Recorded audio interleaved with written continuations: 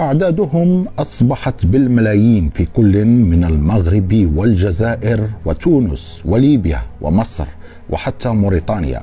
بعضهم يعتبر الدول المغاربية أرض عبور إلى أوروبا، ولكن أوروبا تسعى إلى توطينهم في الدول المغاربية.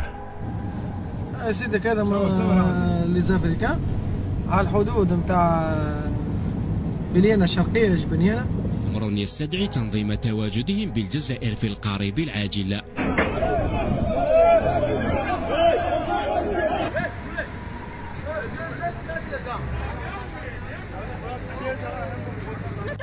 غرباء معاهم، حنا ولينا حنا برانيين في هذه البلاد هذه، هما فين كنخرج؟ ما كنخرجوش حنايا، ما يمكنش تخرجي منا واكثر من الساكنه، راها مصيبه. تم إعفاؤهم من تأشيرة الدخول، فاستوطنوا بأعداد كبيرة في أكثر المدن كثافة ليتكاثروا ويعملوا مجتمعا جديدا وشعبا جديدا داخل كل دولة، ويصبحوا قوة في ظرف وجيز. بل بدأوا بفرض قوتهم في العديد من الدول وعلى رأسهم تونس، وأنشأوا مركزا أمنيا سريا في العديد من المدن بشكل عنصري لاسترجاع المغرب العربي. هم جايين باش يحتلوا.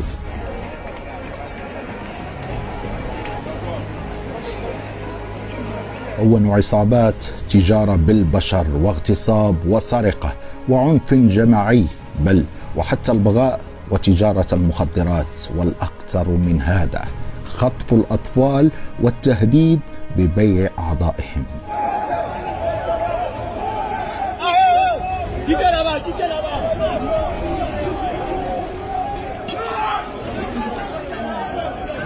رغم كل هذا يتمتعون بدعم من المنظمات الحقوقية الممولة أجنبيا، وصمت غريب من الأنظمة المغاربية.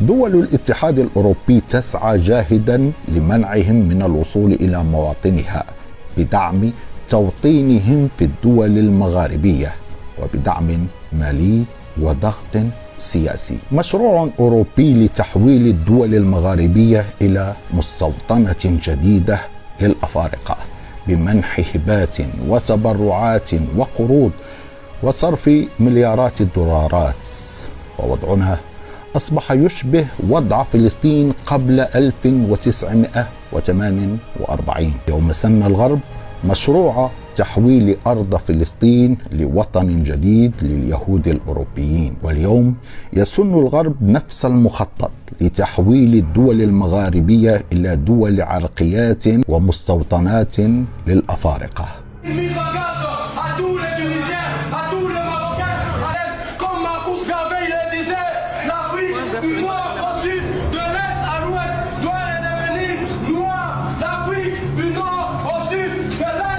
بدعم حركات عنصرية وتوسعية في كل الدول الإفريقية لتطالب بطرد الشعوب المغاربية من شمال إفريقيا إلى خارج القارة الإفريقية، بدعوى أن القارة الإفريقية هي ملك لذوي البشرة السوداء فقط.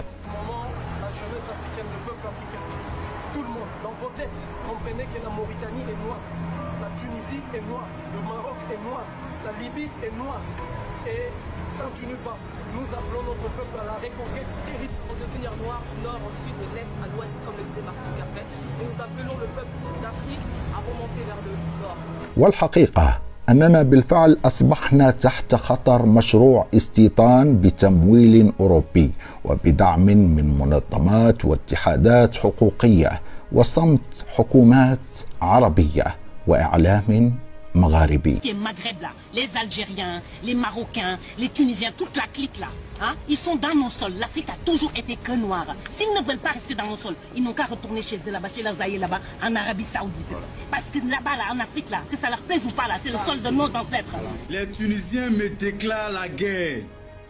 Ce monsieur que vous voyez là, vous le connaissez? Pour tous ceux qui vivent en Tunisie, est-ce que vous reconnaissez ce monsieur? Moi c'est Crimo, c'est maudit. Je vais t'envoyer en l'air et je vais te faire redescendre. فهل تحتاج الدول المغاربية وقفة حازمة وموحدة لإنقاذ حقيقي لأوطانها وأمن شعوبها، أم تترك الشعوب وحيدة تصارع وتدافع عن نفسها وأرضها ووطنها؟ يا توانسه فيقوا، يا مشاهير التيك توك فيق، راهو ماهوش وقت شهرة تو وماهوش وقت محتوى يرحم والديكم، راهو يلزمنا نكونوا يد واحدة بأمننا بشعبنا بدنيتنا الكل، يلزمنا نكونوا يد واحدة ونخرجوا الهموم السخوطات من بلادنا. اقسم بالله لما خرجناهمش في الايامات هذوما والله نندموا، والله الا ناويين باش يخرجونا من بلادنا ويستعمرونا في بلادنا، يهانا في الصحراء بالدبابيسهم بسلاحاتهم بدنيتهم الكل، وين ماشيين؟ راهم جايين لتونس، وبعد كي يجوا هذوك كيفاش مازالوا يخرجوا؟ هاي يا خويا هاي انا مع بعضنا نهدوا عليهم نهار 26 خويا نخرجوهم من البلاد، بلادنا يا ودي بلادنا تونس بلاد.